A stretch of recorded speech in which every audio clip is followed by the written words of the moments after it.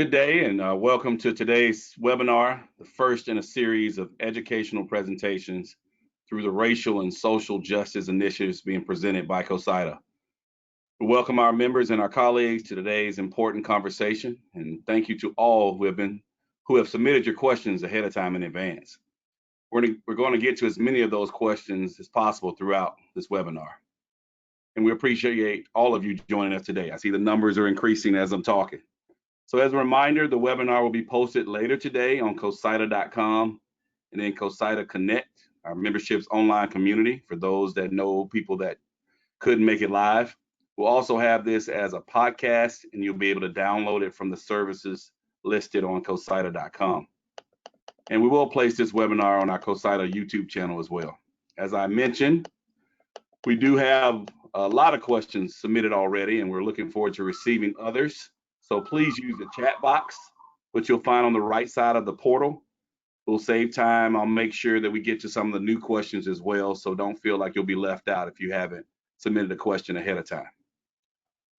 So at the end, we will try to go at least 45 minutes to an hour here. And if you're interested and you've got more questions, our panelists are ready to take on a little more time if necessary. So first of all, let me introduce our panelists.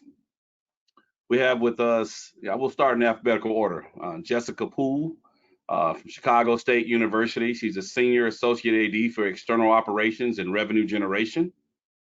We have Kenisha Rhone, Belmont University, Director of Digital Media and Social Strategy. We have Scottie Rodgers, Goodyear Cotton Bowl Classic Director of Communications, and Serba, North Carolina Central University Executive Senior Associate AD for Strategic Communications. So we'll go ahead and start with a question for everybody. From your perspective, what advantages or disadvantages have you been afforded by being a member of your race in this profession? We'll start with you, Kenisha.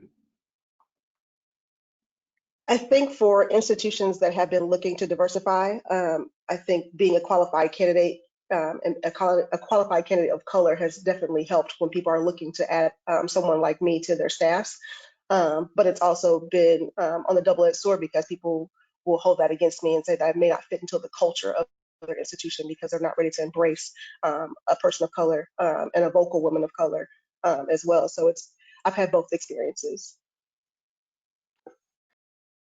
Yeah, I think I've had both experiences too. I would say that right now, people are looking to diversify all across college athletics right now. And so, you know, if you're a qualified candidate, someone that's on top of your game, somebody that has really honed your craft, you are in high demand and a hot commodity right now. I also think a disadvantage is if you are that candidate, sometimes you're wondering if you're being hired because they just merely need to hire a black face or a brown face and not being hired on the basis of the quality of your work and your level of experience. So I think that that's always something that I have in the back of my head, particularly when working at large Power 5 type institutions where you tend to look around and not see many people like you.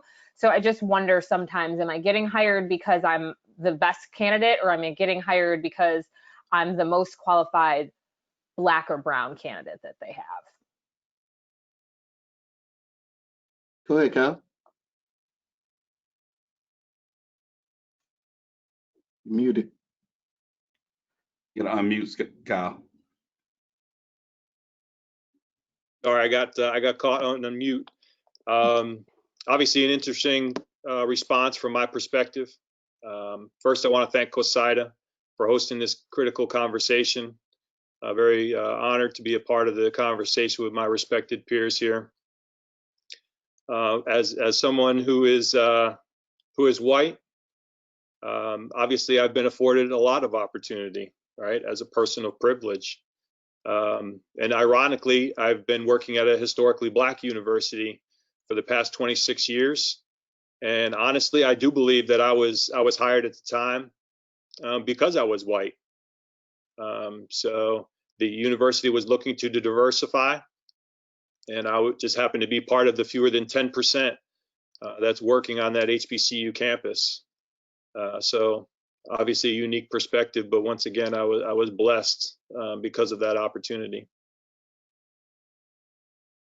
I think for me, the disadvantage has been, or the advantage has been, I may have had a chance to walk in the door. The disadvantage is I've had to spend a lot of time fighting to stay inside that door and getting a seat at the table in that door instead of sitting in the back of the room.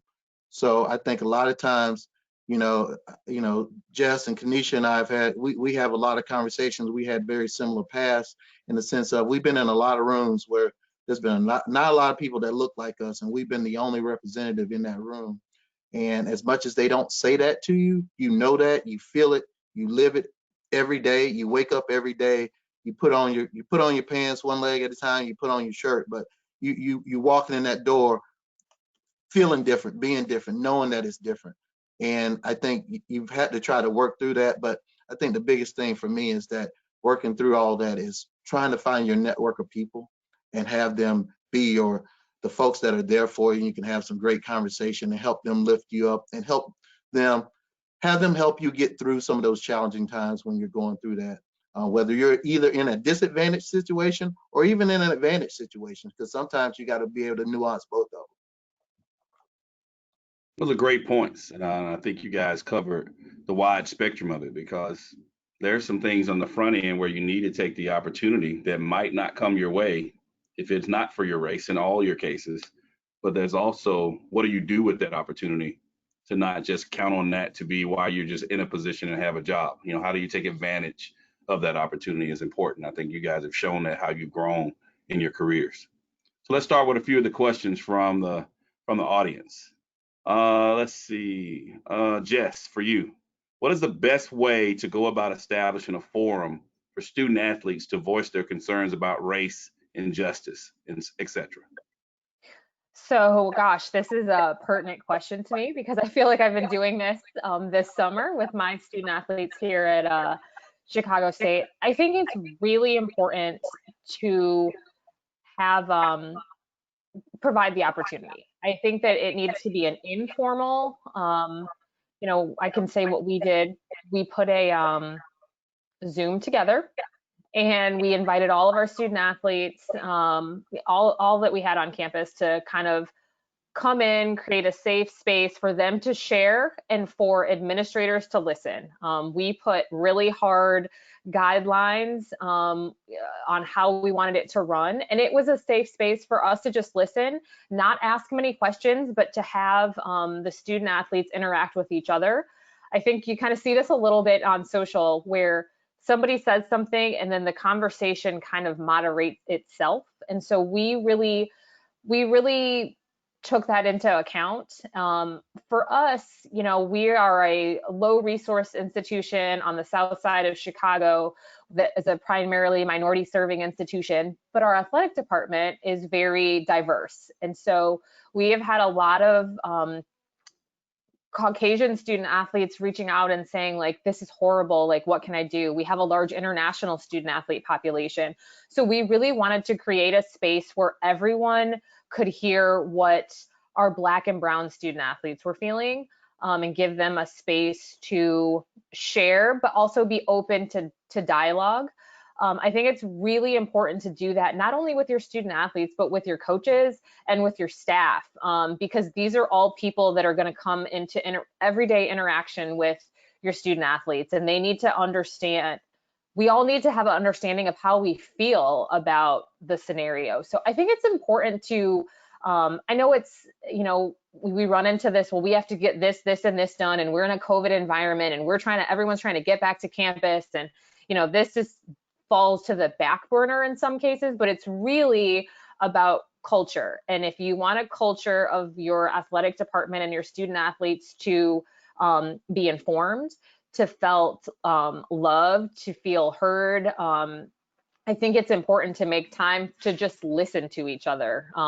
We're not going to solve the problems, right? And I'm not going to know how to solve a problem that an international student is dealing with any more than an international student is going to know how to solve a problem that a African American student athlete is dealing with. So, but I do think it's important to listen to each other to gain perspective. So I think any way that you can do that, whether it's a Zoom forum, whether it's creating small groups within your SAC, whether it's, however you can do it, I think it's worth it to do it because it's a culture builder in your department. You're going to have, if you can do that, you're going to have much more engaged student athletes. You're going to have much more engaged staff. And you guys in your department will start to see the family aspect. And I think that's what we're all striving for, right? Nobody wants to go to work and feel like they can't bring their whole self, but you can't bring your whole self if the people you are working with or you're in constant, conversation with don't understand what that looks like for you. So I think it's really important to create those spaces, not just for student athletes, but for everyone in your department. I hope that answered the question. Yes. Anybody else want to chime in on that one? I know at Kentucky, just, we had to put together on our diversity advocacy committee, we started an actual Black student athlete advisory group. And it was really supported by our SAC because they needed help, because they were had the same question. And so we actually put a group together, and it's been very helpful to guide us in how we're having some of those conversations with the whole student athlete body. So that's some things you might want to look at as well. Here, next question. Okay, go ahead. Go ahead, Kenisha. I just think to Jess's point, I think some people on this call are probably sitting there and they're figuring like, well, I'm not Black, I'm not brown, and I don't know what to do. I don't know how to start doing something. I'm uncomfortable with this situation, so I don't know what to do. Well, one thing I would say, get used to being uncomfortable. That's number one. That's the number one thing that you got to start with in this whole situation right now. You have got to get outside of your box. You have got to find a way to get out of your chair and go talk to somebody, whether it's an administrator, your athletic director, somebody on the other side of campus. Most of these campuses have somebody that is in a diversity area on your campus. If you're not knowledgeable enough, go seek out that person. Go seek out a professor, even if you don't have a diversity and inclusion officer. And I can't think of any university that probably doesn't have a diversity and inclusion officer at this stage in the game, where you can have that conversation and try to use this opportunity to be a leader within your athletic department. If your AD is not doing something, if your upper administration is not doing something, if your SAC is not doing something, this is your opportunity to show that you're a diverse administrator who can tackle tough issues. So go find people, go find resources. We got a resource page on CoSIDA.com that we're trying to give a lot of information, and we just got started with that page. That page is going to go on for days if we keep adding the information that we want to add to it. And we want everybody to contribute to that. So I think to Jess's point, what she talked about was really great. But for all those that feel like they haven't done something, you better get uncomfortable real quick and try to do something, because waiting around, if you want to know when you should do something, the answer is yesterday. That's when you got to do something. With Zoom and all the technology that you have, you got to take advantage of that. And you should be doing that. If you haven't done it already, you should get off this call and make an action, make a move right now. And if I could, go ahead, Jessica. Nope, you got it, Kyle. Ladies first, please. If I could just add, I think it's important to realize that you don't have to be Black or brown to do this type of work. It's going to take everybody. And so I would encourage anybody that feels the need to make a change or to help their campus or department or institution move forward. That's all it takes. You don't need to be Black or brown. You don't need to be male or female. You just need to be somebody that has a heart for this work, and you can make a change. So don't wait for somebody that's Black or brown to do it. You do it. And I think that's important too. And that's kind of where I was going. I wanted to speak to that, obviously, since I'm the racial demographic that makes up a majority of our association. I think it's important that maybe I share a little bit of my background and kind of how I'm here today. I grew up in not just a predominantly white community in upstate New York. It was significantly white. And when you grow up in that environment, you just aren't aware of race. I mean, I wasn't even self-aware of race as an issue. So there's no way I could be aware of how it was impacting other races. And so you know, it wasn't until I got to an HBCU, historically black university, again, less than 10% white people on campus, that I really became aware of my race. And I remember, you know, probably the moment it really hit me was I was working at a Seattle A basketball tournament, which is an HBCU conference. And I'm standing behind the scorer's table, you know, usually you're locked in. But I just took a moment to look up and look around me. And I realized that, you know, among the 10 to 15,000 faces that I saw in the crowd, I was like, wow, I might be the only white person in here. And, you know, it didn't bother me, but that was kind of my moment of awakening, you know, really to become self-aware of race. And again, because there's a lot of people on this call and most people in our association that looked like I do and may have grown up in a situation and in an environment that lacked diversity, and maybe even you're working in an environment that lacks diversity, you know, I think it's important that you become self-aware.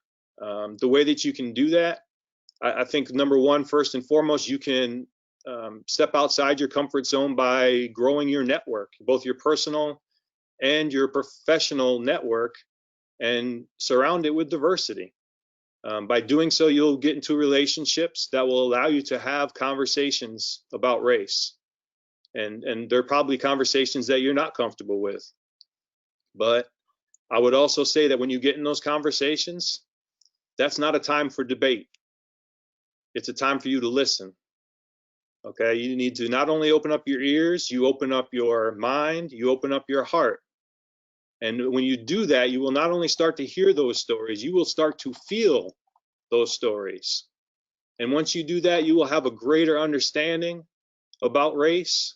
You will start to develop some compassion and empathy about race. And then once you do that, you can take that a step further. There are a lot of resources that CoSIDA is providing where you can watch documentaries, you can read books, and engage in further conversations.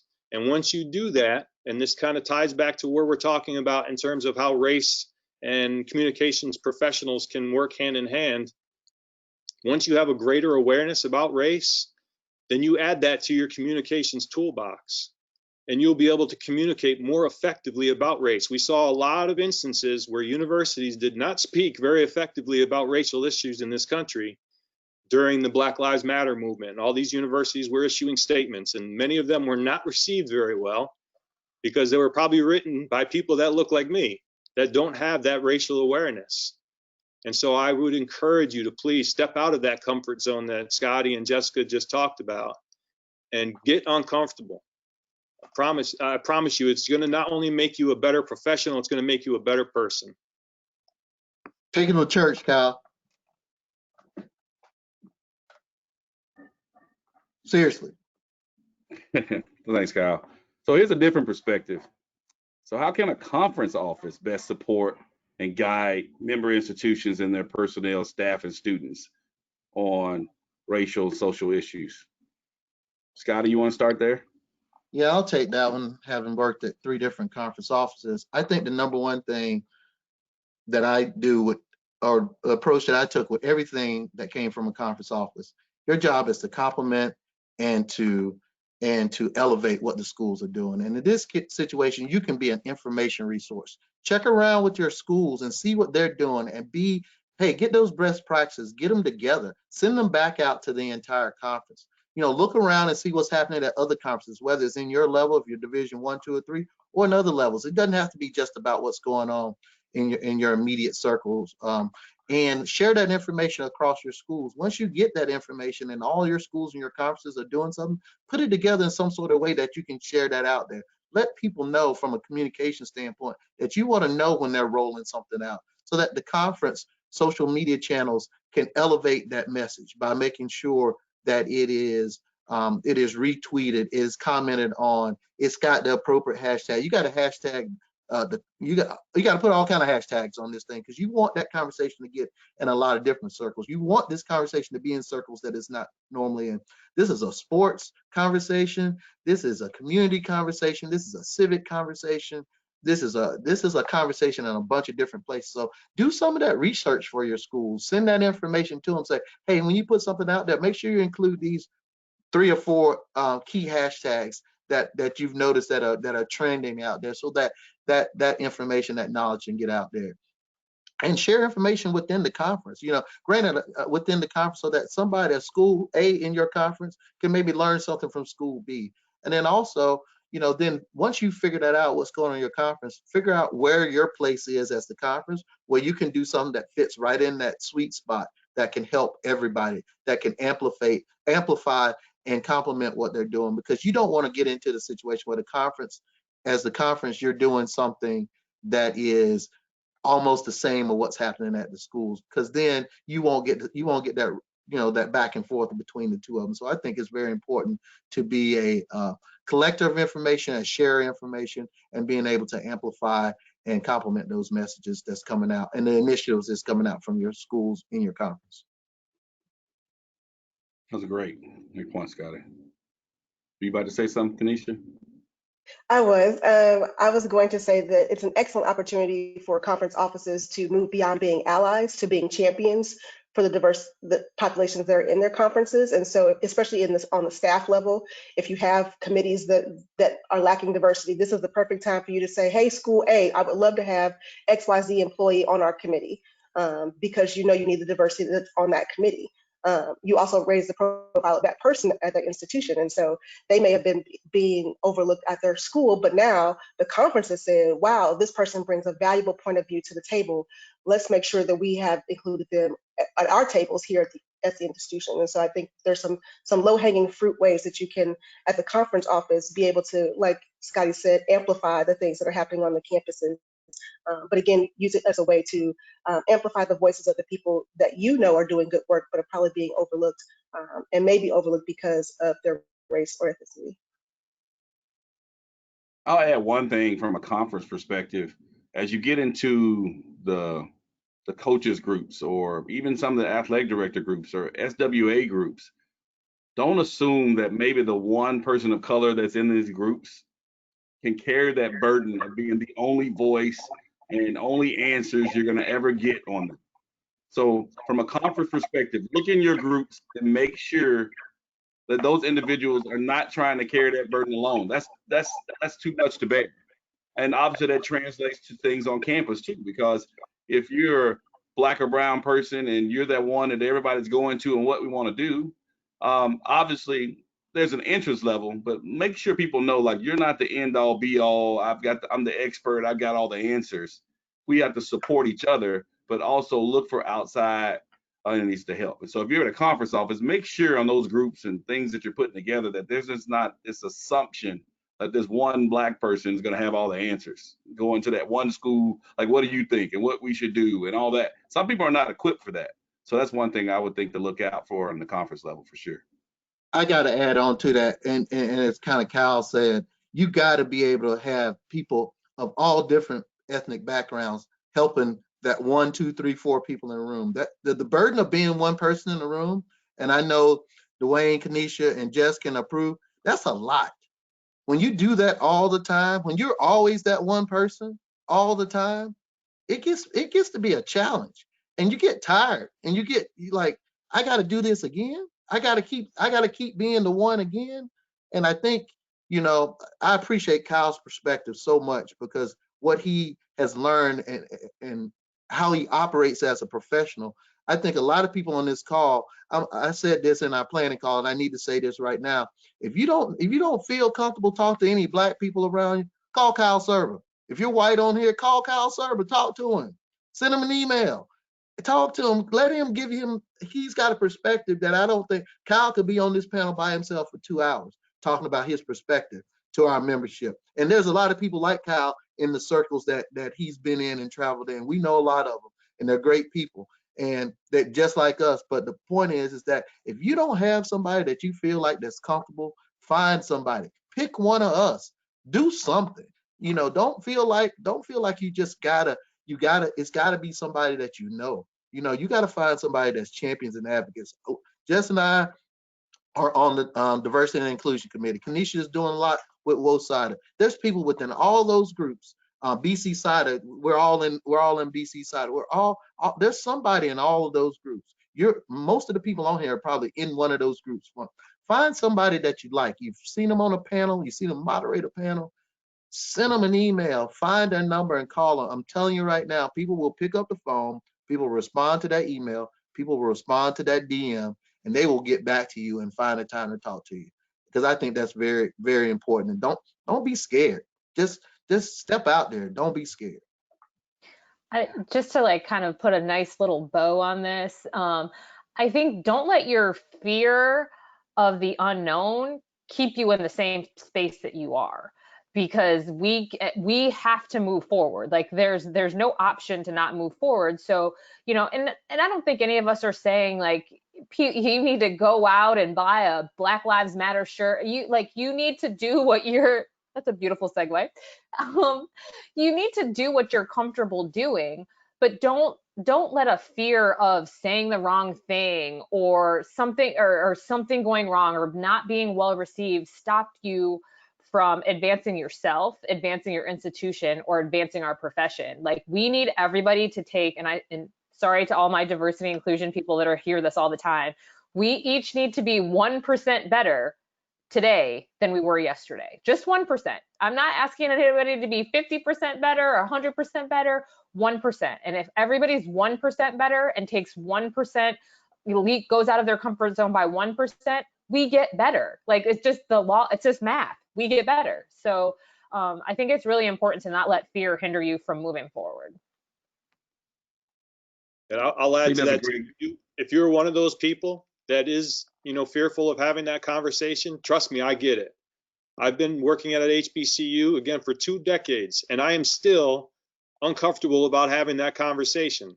I mean, race is right up there as far as politics and religion of things that I try to stay away from, right? But you can't anymore.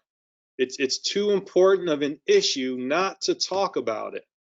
So you have to be willing to get and step out of that comfort zone, but you have to talk about it. And one of the things that I agreed to do this panel, because again, I don't like talking about race, is that somebody brought up the notion of you are either a racist or you are an anti-racist. There's no in between. You're either a racist or an anti-racist, and that shook me, right? That made me really think about where I am in terms of race.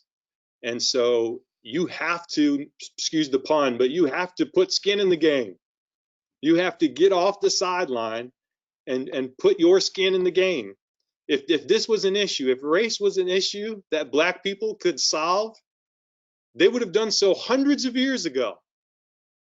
Okay, they wouldn't have waited for the Black Lives Matter movement. They would have done so 100 years ago. So we need more people that look like me to step up and speak up and be activists and be anti-racist, not just somewhere in the middle, which is where I know I've been living for the last however many years, was somewhere in the middle. I got to step my game up too. That's why I'm here today. That's perfect, Kyle. So since we're going to be a little fearless here, let's go to this question. I think it kind of segues pretty good. So let's talk about a moment when you have faced racism on a personal and or professional level. I got one, and I think Jess can appreciate this one in particular. I was working at the Ivy League, and I was at a round, and it wasn't really racist, but it kind of caught me by surprise. I was at the second round of the NCAA tournament. I was there representing the Ivy League. Harvard was in, and I was actually on my credential had that I was an assistant SID for Harvard because it just helped because I was just helping them as the conference officer. So I went to the SID meeting, and I had on a Sunbelt, I had on an Ivy League pullover, a credential that said Harvard on it.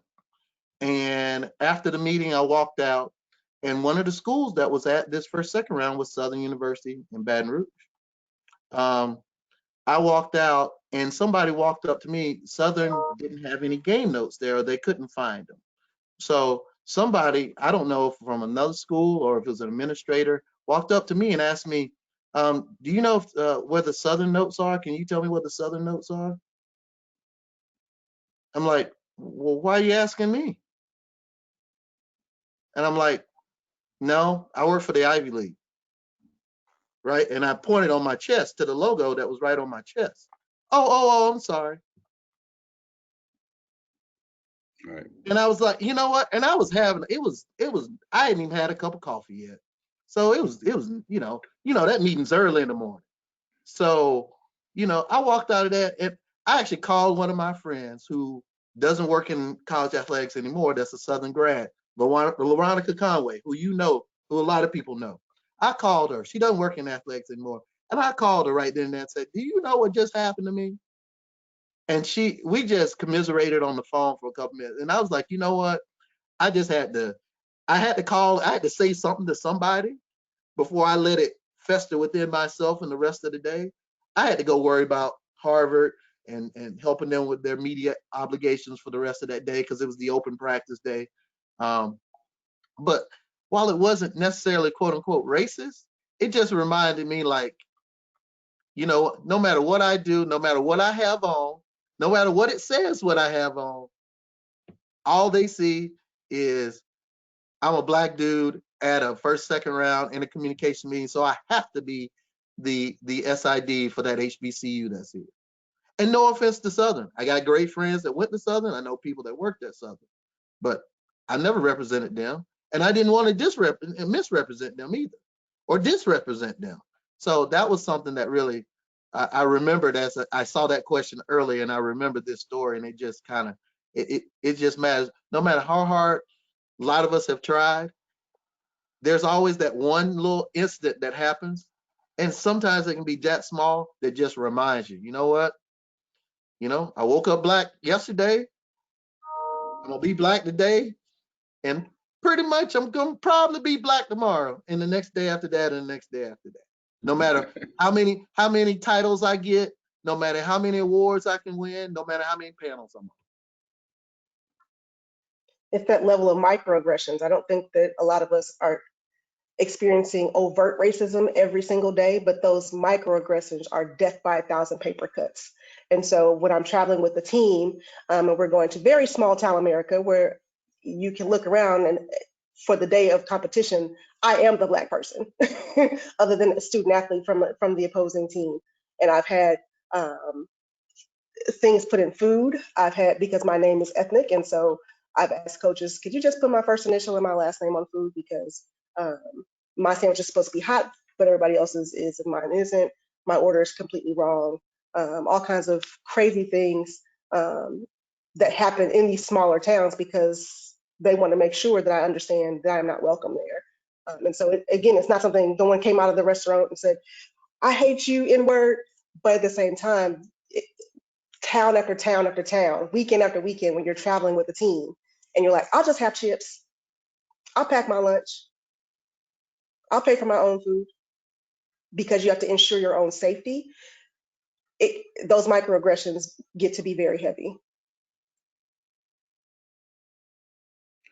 Yeah, I get that the microaggressions, the death by 1,000 paper cuts, just is a really great analogy. I have one from kind of where my administrator hat. This is my first time being an administrator at a minority serving institution, and we're in a conference that is full of primarily white institutions, and the way that we are treated and the way that my student athletes are treated, it's really eye-opening. And it is actually heartbreaking is the word that I would use, because you can tell at conference championships, if our kids win something, it's not a big deal. It's like up next. If we've done something good, it's like, well, it's about time. It's just very, it's heartbreaking, because I've always been, and I think all of us that work in college athletics, you've always been taught college athletics is the great connector. It's where on a Saturday or a Sunday, you can be in the stands with people that you're all pulling in the same direction for the same team, for the same reason. It does not matter your back. It shouldn't, right? But I've firsthand witnessed, in the last couple of months since I've been at Chicago State, just the way that HBCUs are perceived by PWIs. It's heartbreaking, and it's heartbreaking, but it quite honestly fuels my fire, because I want my kids to be able to feel seen and be seen, and my coaches to feel seen and be seen, and I want this place to be a place that is, you know, you can go from Chicago State to a Power 5 and be prepared and ready and all of those things. So it just fuels my fire. But seeing it up close and personal, and the way that it affects my student athletes, it's heartbreaking. And so for me, it's been really eye-opening these last couple of months being here, and just seeing the way that we're perceived around our league. Yeah. That's great. I want to. I don't feel that I have a right to answer that question. I mean, you might have faced it. I want to share a story. I'm gonna give a short form to it, not to be very identifying, but a lot of times I talked to a little bit of our staff, and people thought maybe you need to talk about some things more, because a lot of people feel like because you're in administration, maybe you haven't had any things that have happened or to stunt your growth. I mean, I thank Scottie Rodgers every time I can, because he paved the way for me to even get involved in more big time college athletics by not screwing it up when he was at the SEC office, to leave a path for me to follow. And so the check's in the mail, Scottie, on that. But I appreciate that. Before I got to the point, one of my first job opportunities out of college, you know, I worked a year in a job and had an opportunity to start year 2. And the normal thing was you get a 5% raise. And I was a new position, first one in my job, and you come in at $18,000 and your 5% is $18,900. You're like, hey, you know, is there a way to reevaluate the position? You know, I'm ready to get out of mom's house. You know, can we look at it now that I've proven myself? And my supervisor was very helpful with it. He said, you know, I think you're right. You're doing half the work. Let's go to the commissioner. Let's talk about it. You know, I put in a good word for you. We do all that. I'm feeling good about it. Even if it doesn't happen at that point, I feel supported. You know, somebody you're putting your time and effort into. And you find out later that it came back, was denied. I'm not going to have that opportunity. I was disappointed, but at least I felt like the people I was working with appreciated what I was doing. And so I went to the commissioner and asked him, I said, you know, I was disappointed that didn't work out, and I was hoping for an opportunity to make this more of a career type position. And he said, well, actually, the conference board, they approved you. Yeah, they bumped you up to 24, but your supervisor is the one that denied it. So I went back to my supervisor and I said, you know, why would you do that? I mean, you're the one that encouraged me to actually go for it. Well, I just felt like they gave it to you because you were black. And so I didn't think it was fair. I got 5%, you should get 5%. Now, probably the reason I'm before you today is because I didn't overreact. I didn't say anything. I didn't swing. I was in shock. I turned around, walked back to my office, and 2 months later, I had another job because I was looking. I knew at that point I was going to get held back, but that was a point of how, you know, some things happen and how you handle that can be different. Now, the crazy thing is, the reason the SEC even knew about me, that same person years later, when they were looking for somebody to replace when Scottie left, mentioned my name. Like, you might want to check out DeWayne Peevy over at Montevallo. So I don't know, there's a lot of lessons in that, but obviously it was something that I faced early on in my career, that you've got to be, you know, you can be successful, but things that go your way, but sometimes there's some roadblocks and some hurdles that you just got to overcome. And it's about getting that opportunity and what you make them and making the most of it, taking advantage of the situations you have. So, DeWayne, I got to add on to that. You talk about blazing trails, and I gotta shout out to yourself and what you've done, and the other 3 panelists here. You know, Kenisha being at a place that she's been in for, you know, knocking on door. I ain't gonna put any years on the Kenisha, because you know you don't start telling ages. So a long time in a place, in a space where it's been very difficult in PWI.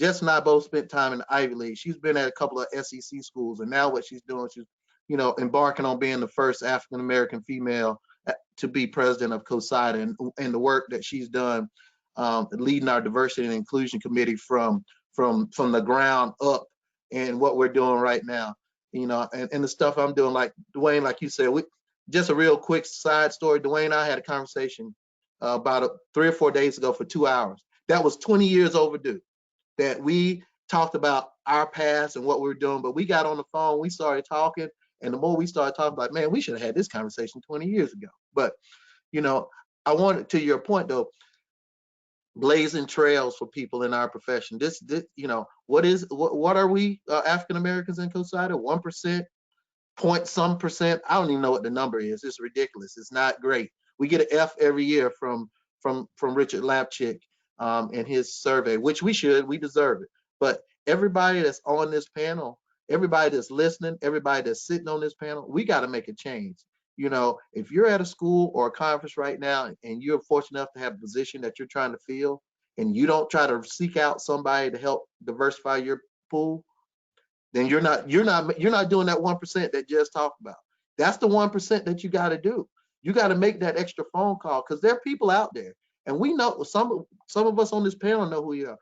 Kyle's done an amazing job with some of the people that he's hired over the years and mentored, and they've gone off and done great things at other schools and gotten into head jobs. He's been one of the biggest advocates to bring a lot of people on that at a HBCU where. So, and I think we all got to do that. And DeWayne, I didn't really help you come on board, and we didn't really help each other, but we kind of did without even talking to each other. And I think the thing we got to do now is that we got to help each other. We got to find that young kid, male, female, whatever, and put our hands on them. Meaning we got to reach out to them in a hand of support and try to show them the way. Because I don't want somebody to go through the stuff that I went through, Jess went through, that Kenisha went through, that Kyle went through. That's what we got to do right now. We got to keep that from happening to that young 23, 24, 25-year-old. Because if we don't help the next generation of folks in this profession is just gonna continue to be what it is. And this is all about the change. And I think there's been a lot of questions about what you need to do. This is not about a strategic plan.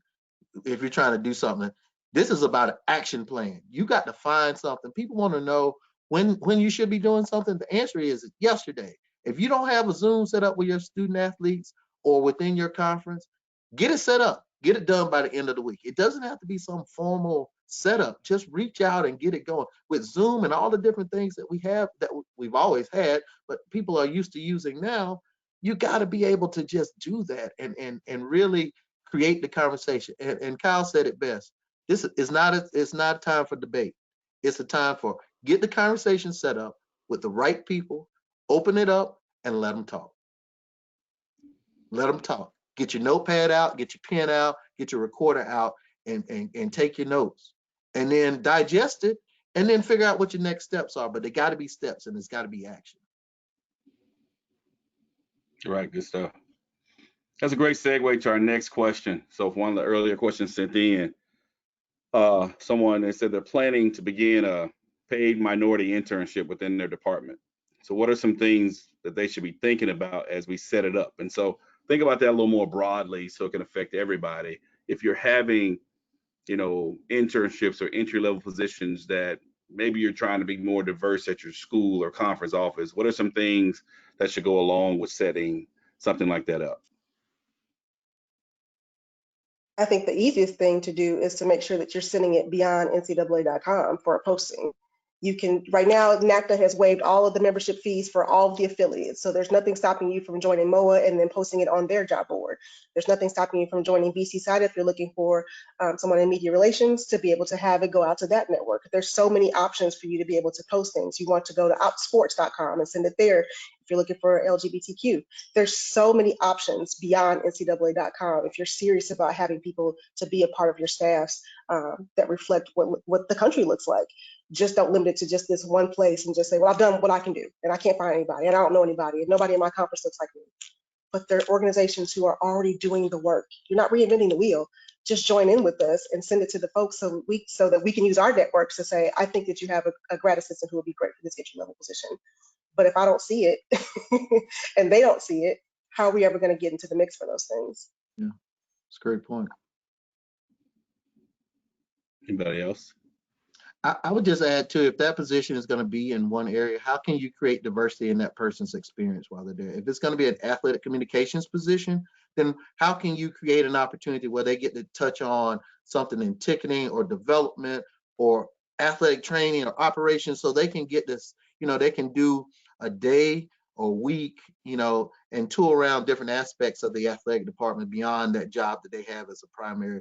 Because I think if you're really setting that person up for long-term success, you need to give them a well-rounded opportunity. And also with other people on the other side of campus too, connecting them with, I have an opportunity with university communications, if it's a communications opportunity or whatever area it might be.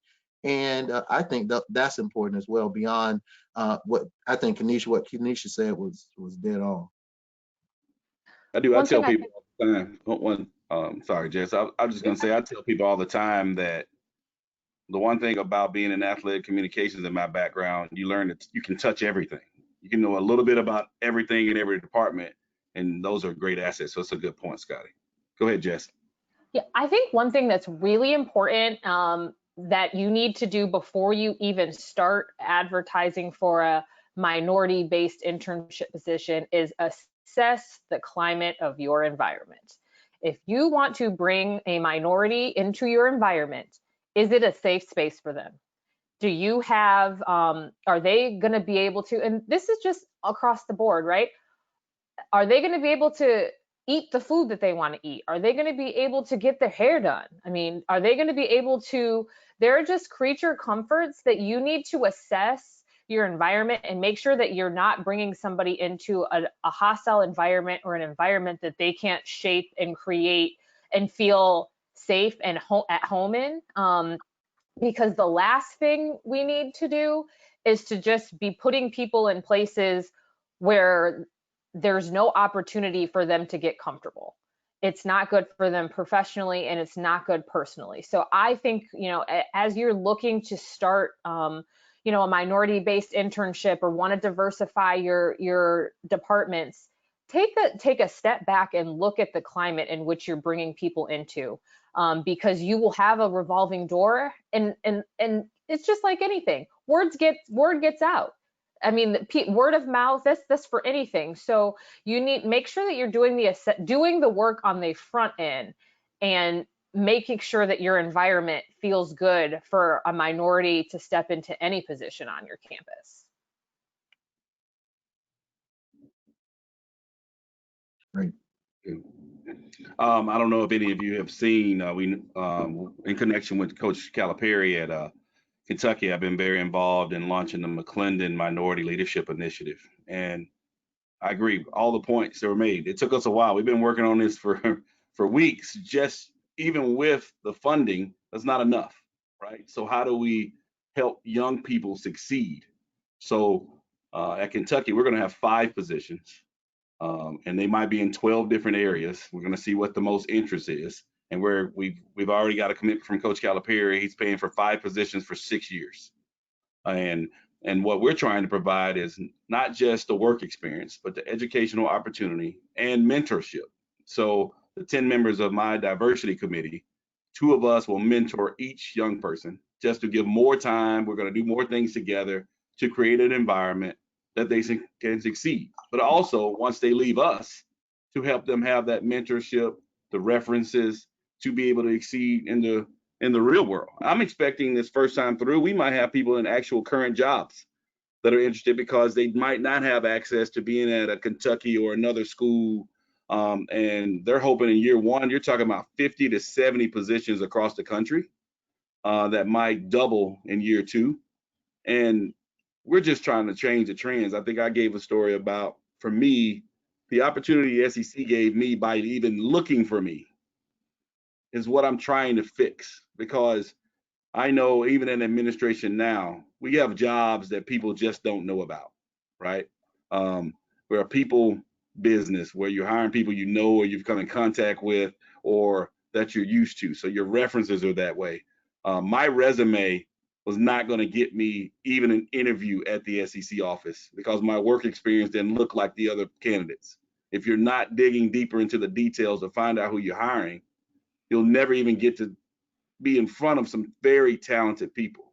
So this process we're doing not only are you going through a process, getting vetted, and then you're becoming one of the finalists to be interviewed on campus, that interview experience that every candidate that applies is going to be interviewed by ProLink, who's a company we've hired to help with the process. And they're going to get feedback from their interviews just to help with that alone, just to get that experience, because some people might be fresh out of school and never even had an interview.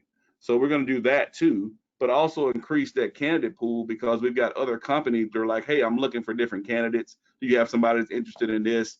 You know, more of a search firm type thing. And so we're hoping to have some impact strategically, because I want to look at this and create more of these future leaders. How do they have impact to diversify these athletic departments in our sports business world, where, you know, predominantly a lot of the athletes are of color?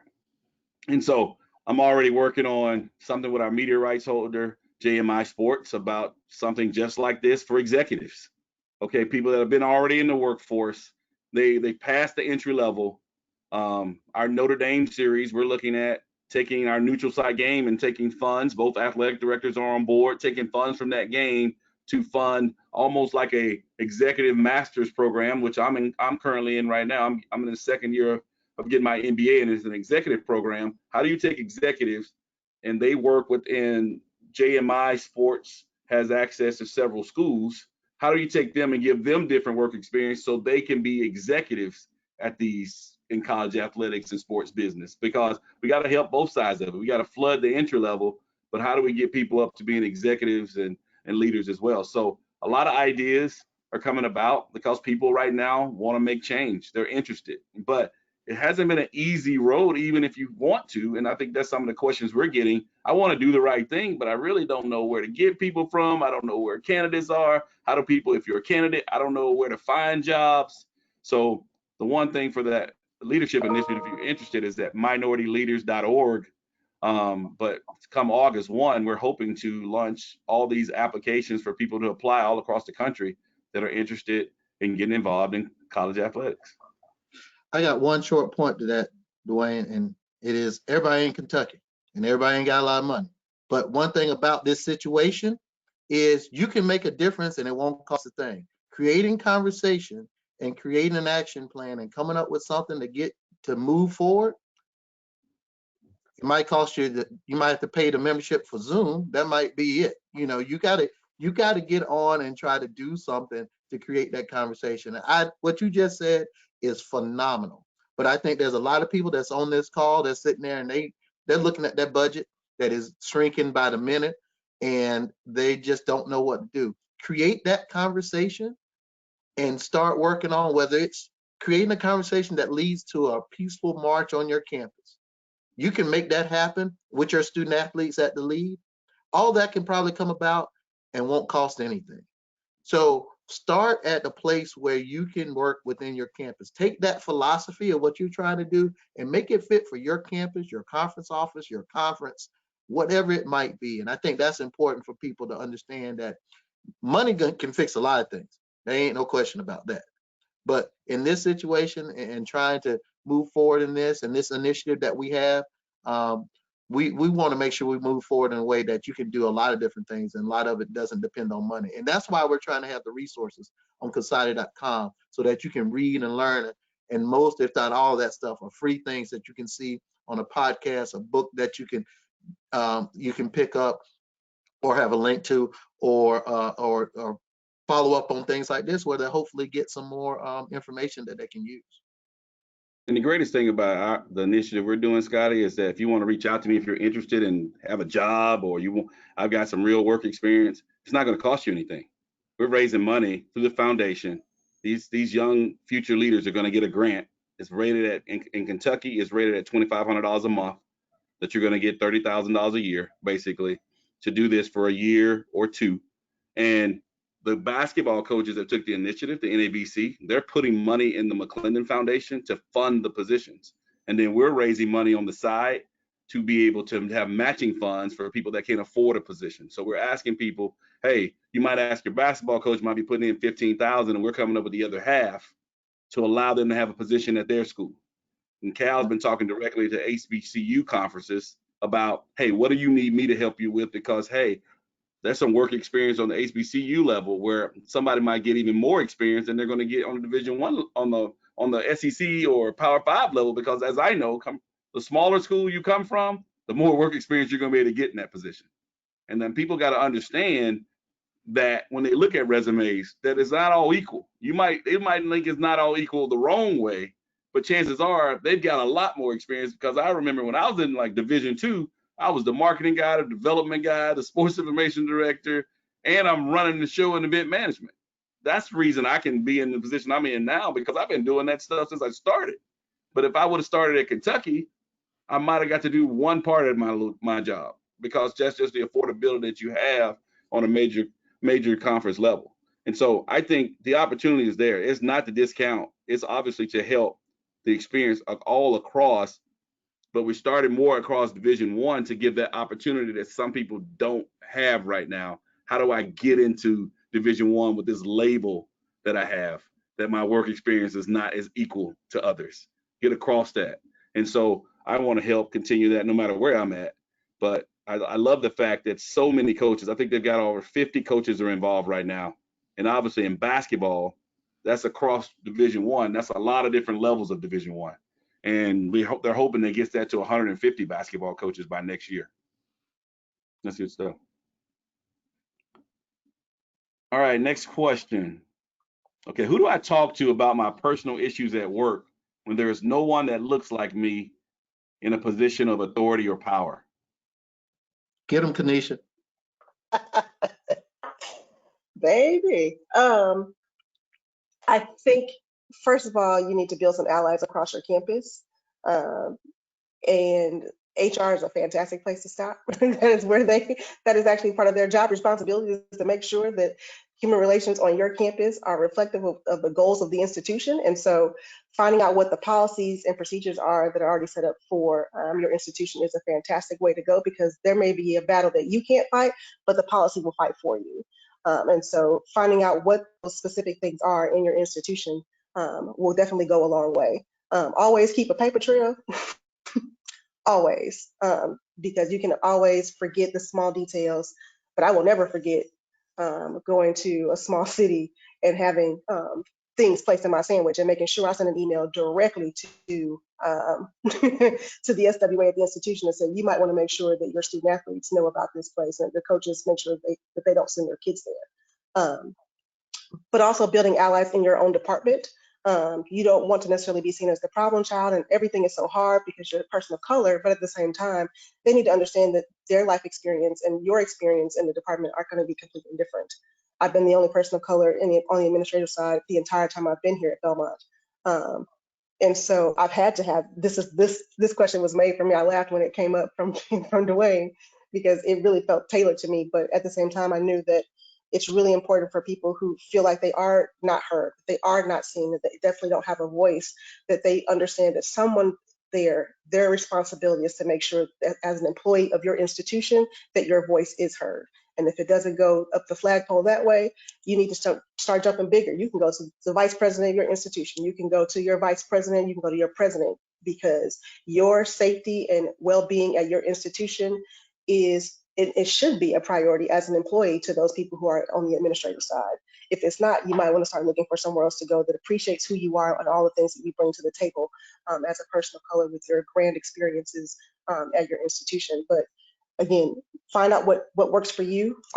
It's already set in place, and then work from there. Build your allies and make sure that you have witnesses, that you write it down, because it will always be your word against someone else's who will try to gaslight you and say it wasn't that way and they didn't mean it that way. And so-and-so's, they could never be racist. They would never use the N-word. Well, according to your documentation, that incidents may happen. So again, make sure that you know what your rights are at your individual institution, and reach out across your campus to find out who is already doing the work of advocating for you. I would also just remind people that your network and who you talk to and communicate with, right? We're all talking about expanding our networks and diversifying our networks. The person that you confide in may not look like you. the person that you consider an ally may not look like you. And so make sure that like, I wouldn't get so caught up on, I don't have somebody that doesn't look like me. I mean, I've been at every institution, save one or two where I've worked at, you know, I have always found someone that doesn't look like me that is an ally that I can talk to, because the reality of it too is that sometimes, you know, having somebody else's perspective on anything is important. Your experience is your experience, and what you've felt or how you've been treated is your experience, but also to hear from somebody else who may have a different experience than yours that can help you process, engage, and, you know, hey, is this right? This is how I'm feeling. How are you feeling? How would you feel? I think is all really important. And as we talk about diversifying our networks and diversifying those people that we consider allies, they're not always going to look like you, and that's a good thing. That is a good thing. I agree. I think one of the things you got to look at, being able to talk about things that have happened to you based on race, is just like in the last so many years, we focus on different sexual assaults and things of that nature where people would be quiet, but now they feel more that people are listening and things are in place. And we've got to have that same shift when dealing with talking about race. You know, you might be talking to the same people, but if you feel like people are more listening and not kind of sweeping it up under the rug and you're never going to hear back, you might not have more cases, but you're going to know about more because people are going to be more forthcoming of things that have happened to them. In my situation, I probably should have went to my commissioner and told him what it was said. I didn't tell him till maybe 10 years later, because at the time, if I'd have felt like I said something and it came back on me, I definitely probably might have not heard about the SEC job, because it just feels different. But once you can feel empowered enough that, hey, you might not even want to bring a complaint as much as you want to let somebody know, because what if that's the fifth thing that's happened with that person that's got to the Title IX office, right? I mean, that's the thing you got to be aware of too. It might not be just the one thing. And so maybe somebody else is making a question, and there are anonymous ways to do that too. I have talked to one of the initiatives we're working on is an anonymous way, just like we do a compliance on our campuses, for somebody to at least let somebody know if they're not comfortable actually bringing a formal one. So at least it's some form of record, so we're not sitting there thinking these are just one incident. So some of the things we're thinking about too. All right, we're going to take a couple of questions. I know we're over an hour here, so we're going to take a couple of questions of the new questions that have come in since we started. So here's one. How have you handled coaches that have been prejudiced, racist, or were guilty of microaggressions?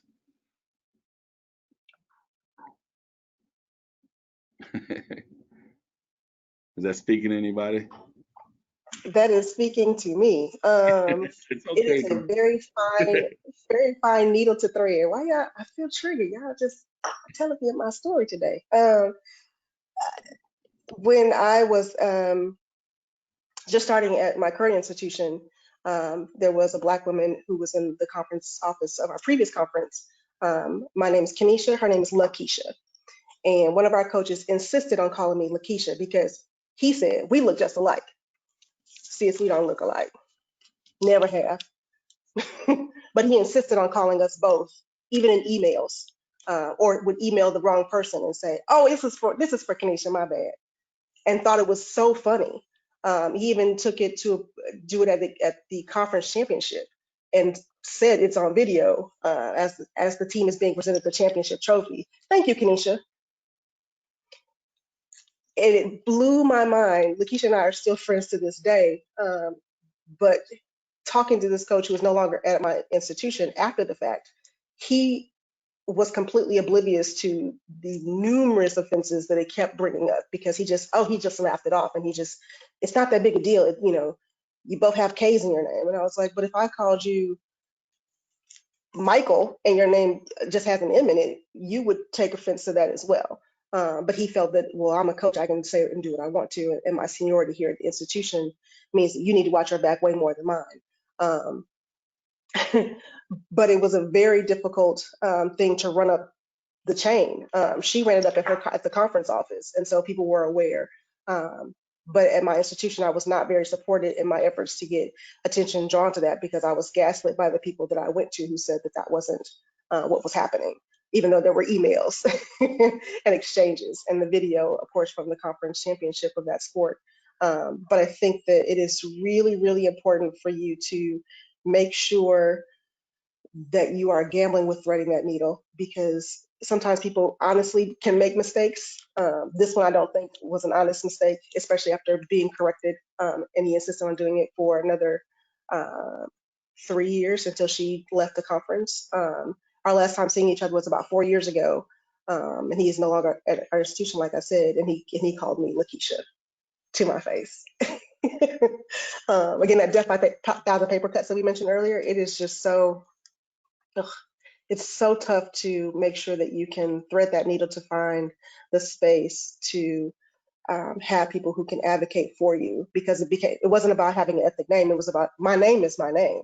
Please address me as a professional, because I address you as a professional coach. And so that was the way that we handled it. It was a professional issue. It wasn't necessarily about race, although race was a heavy overtone in the incidences, the numerous incidences. Sir, anybody else? I think, I've had some instances, so this is a little piece of advice as well. I think that when you're dealing with coaches or superiors, and microaggressions and just things that are not right, I think it's really important to speak up. I think, I have just recently come to the realization that a lot of times I sweep things under the rug, and they don't know any better. It's not that big of a deal, but it is, because it's affecting me.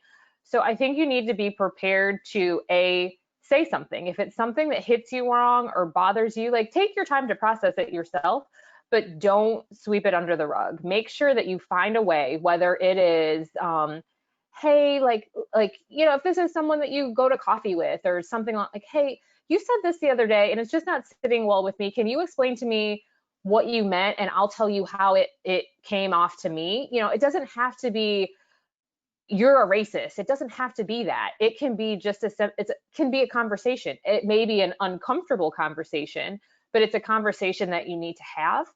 And piggybacking that, I think it's really, I'm somebody, as most people who know me, I don't really hold my tongue often. So I think you have to be prepared for the possible positive responses and reactions, and also the possible negative responses and reactions. There's been instances, and one's coming to mind, where I've said something and the reaction has been negative, and that's okay. But I said my piece. I said how I felt, and we can only control how we respond and react. We can't control how others do. And so I think it's important to be prepared when you do speak up for two sets of outcomes. But I do think it's important to speak up, because, for me, we become complicit in the microaggressions or the racist overtones or whatever it is if we don't speak up. And if people know that you're going to speak up and say something, again, it's a teachable moment. It's an educational moment. It doesn't always have to be combative and aggressive, but I think we do ourselves a disservice to what we're trying to do to be 1% better if we don't say anything. I would just add that don't leave it up to the people of color to speak up against it. If you know it's wrong and you know it's inappropriate, speak to it, regardless of the color of your skin. Yeah, I had a situation where I was preparing, I don't know, this was in crazy times, but I was preparing I had to testify on behalf of one of the institutions that I was working with. And it was nothing that had to do with me, but in preparation for it, one of the administrators at the school asked me, do you find the term tar baby offensive? And before I could even answer, one of my white colleagues said, I don't care what he thinks, but I do. Mm-hmm. And that meant something to me, just because, I was in a room with no one looking like me. obviously I did, and I was going to respond that way, but it made me feel better that I'm not the only one that, so there's points to that. And I think you make a good point, Kyle. But it was a situation with a trial where they were trying to say the definition of tar baby is a tough task, or they were bringing up, wanted to know what I was going to, how I was going to answer that if they asked me. Just, I mean, but there's a lot of ignorance out there too. I mean, to your point, Jessica, is that there's some people that just don't know any better. I got a call from a coach that I've worked with previously, that's at a different place, and thought, hey, maybe, I want to run somebody to DeWayne, and maybe he can help me. I heard he's working with some things, and flat out asked me, basically shared with me that she thought that George Floyd, in her opinion, George Floyd's death had nothing to do with his race. And obviously she was comfortable enough to tell me that. Luckily, in her profession, that she didn't say that to probably anybody else.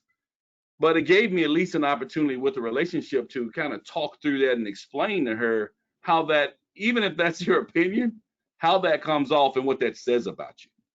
And I think even that conversation, I felt like it was important, because her, just thinking about if she said that to her team or anybody else, she wouldn't get a chance for an explanation. And so I think she came away from that conversation like, man, I'm glad I talked to you, because I wasn't thinking in that way. And it really just, there's a lot of miseducation in it. There's a lot of people that go to extremes and think that's the only case.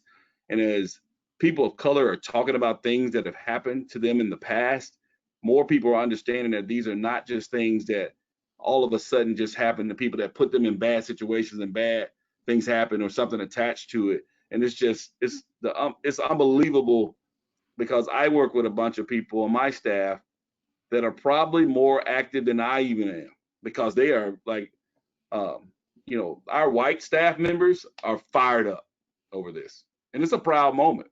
Because they're like, no, I'm sorry, I'm dragging you. We doing something about this. Because before, when you're alone and you're the only voice, it's hard every day, like Scottie talked about early on in this, to speak up every time, all the time, be the only one. And that's one of the questions someone asked about. I'll paraphrase it.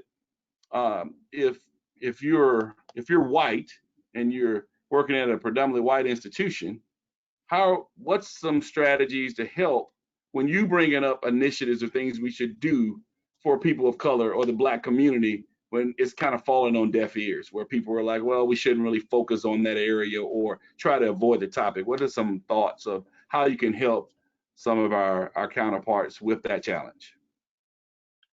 I think one of the first things, and it was kind of brought up, is if that's the feedback that you get, you got to stop the conversation and say, look, if we don't address this now, this is going to become a bigger issue for us. So we can sit here and debate it. I think Kyle used great. We can debate this all we want to, but we're going to have to deal with this, and we're better off dealing with it in a positive way, and in a way that is, being proactive, than to be reactive. Because I think that's going to come across a totally different way. And I think you're going to have the guts in that room to say something like that when you get that feedback. And maybe before you go with that person or with your set of administrators, find your allies on campus that can come in and help you with that conversation. If you don't, and don't feel like you got to do it yourself, but be willing to go back, go against. You got your student athletes, you got other areas of people on the campus, and I think you're gonna have to do it. You're gonna have to be uncomfortable. I know we keep saying this over and over again, but I don't think we can say it enough. You're gonna have to be uncomfortable in that situation, because this is not going away, and you don't want it to continue to bubble up on your campus in a way where you start drowning. And now with everything else that's going on, and you add that as a wave of negative on whatever, all the other stuff that's going on in your particular campus or in your conference or in your organization, that wave is going to take you over. And I don't know if no one wants to be underwater like that right now, because you may not come, you're going to come out, if you do come out of it, you're going to be in a much different place and space, and it's probably not going to be a good one. Something that I always find helpful is to take it back to the business aspect and how this helps you do your job. I find it really good. If you want to do something to showcase your Black student athletes or something like that, find another institution that has done it well and put that example in front of your superiors and say, listen, show this is what we could do. Like, this is good. This was well received. This is something that we can do here. This is how we can do it in our way. If you show people, it's just like game notes. It's no different than a media guide. You go find the biggest and the baddest media guide and you steal exactly what you want from it and tailor it to your institution. That's all. That's all. This is no different. If you can frame it in that way, that this is going to be good for our institution, this is going to be good for our student athletes, I think that those are very simple ways to take a kind of peel back the layers of a complex topic, to make it a little bit more, and not that I'm saying that we should make everything that's uncomfortable palatable, right? Because that's not reality. But if you're having a hard time getting people to see value, find an institution that's done it well and how it's been valued by their institution, and say that we can do this and this is how. I think that's important, is that, not everything has to be, a lot of administrators want to see data, want to know that if we do this, we're going to get positive feedback, and if you've thought about it, you should know the potentials for negative and how we can combat it. Like, that's just how us administrators work. So show the value in what you want to do and show examples. And I think that can help you move the conversation along. Yeah, I think this is such an important topic. It's a great question. We saw a lot of people asking this question.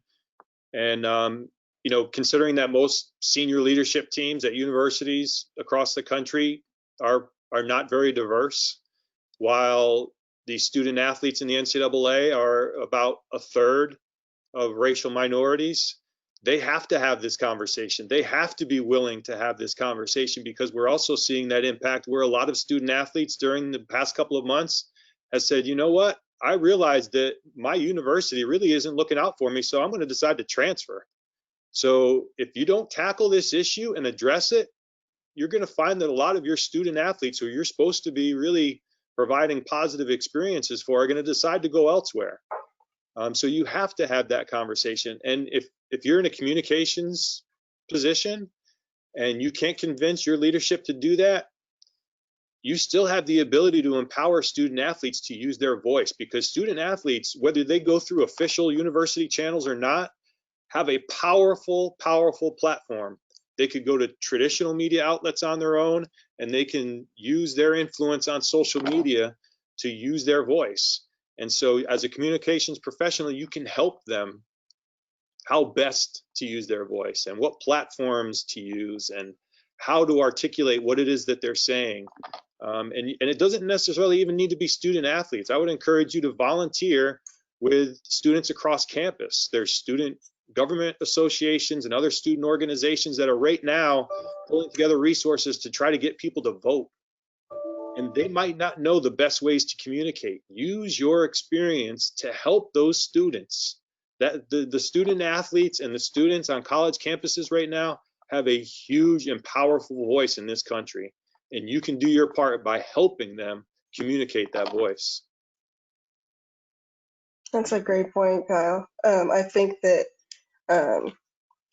in addition to making sure that our student athletes feel heard here at our institutions, because like you said, they will run the social media, they will write a nice Players Tribune article about us and their experiences at our institutions, but helping them find productive ways to use what they have at their fingertips. It's not just a thing you play on. Social media is a tool, and so showing them the best ways to utilize this tool could be opening a doorway for them to a great internship, could be opening the doorway to a great career that they hadn't even considered.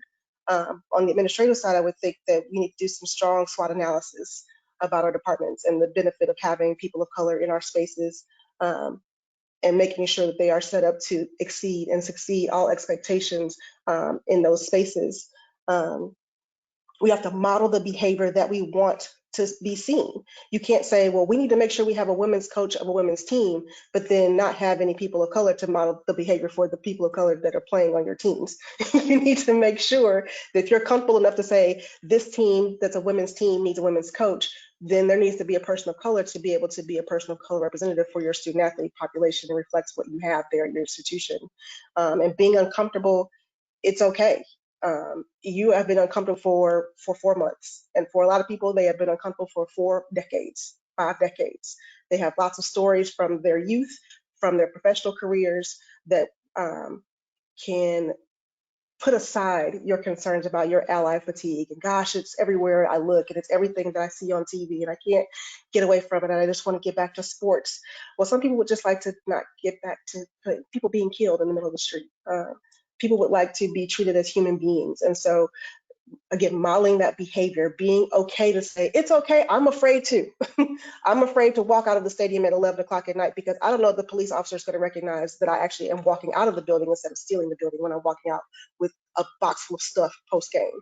I'm okay as a woman to walk out of a building at 11 o'clock at night and say, as a woman, I'm not safe in this environment. You have to be comfortable with being uncomfortable and whatever that looks like, and stop trying to limit what that effect can be in your life, because you're cutting yourself off from what could be a very powerful experience and one that you can share with other people. And it's something, again, you can use to model the experience and model the behavior that we want to see. If we don't walk down our hallways cussing people out because we think that that's professional decorum and we expect our student athletes to behave the same way, why can we not add this to the list of things that we say is professional decorum, that you must treat everyone with respect, that you must make sure that every voice is heard, whether it's different from yours or not, whether you agree or not. Empathy is free. And so I may not understand why you felt the need to go out and protest in your jersey because of George Floyd. I want to understand why this has impacted you. I may not understand it, but as a person who is a part of my staff, as a person who is a part of my team, a person who is a part of my university, I want to make sure you understand that I see you, that I hear you, that I respect you. And I'm working towards understanding where you were coming from and working towards building an environment that you feel safe and cared for while you're here at our institution or in our conference. Well said. Well, we'd like to thank everyone, great audience, for joining today's informative session. And a big thanks to all of you guys, for the presenters, for your honest thoughts, your guidance, and your insight. And I hope that was helpful to everyone, because it was for me. Reminder that you can find the on-demand webinar on CoSIDA.com and CoSIDA Connect, which is our membership portal. Later this afternoon, it will also be a podcast format. We'll be on our CoSIDA YouTube channel for later viewing. And we'll also have the links for you on the CoSIDA.com website. So stay tuned for all our upcoming racial and social justice initiatives, webinars, and content, as well as other professional development and educational content throughout the rest of the summer and into the fall. Refer to CoSIDA.com for all the information and links. Thanks again for joining us for this important conversation. It's good to see everybody. Can't wait till we get back together soon. I hear you, Scottie. Black Lives Matter. Thank you again for joining us. Thank you, audience, for great questions ahead of time and during the call. Thanks, everybody.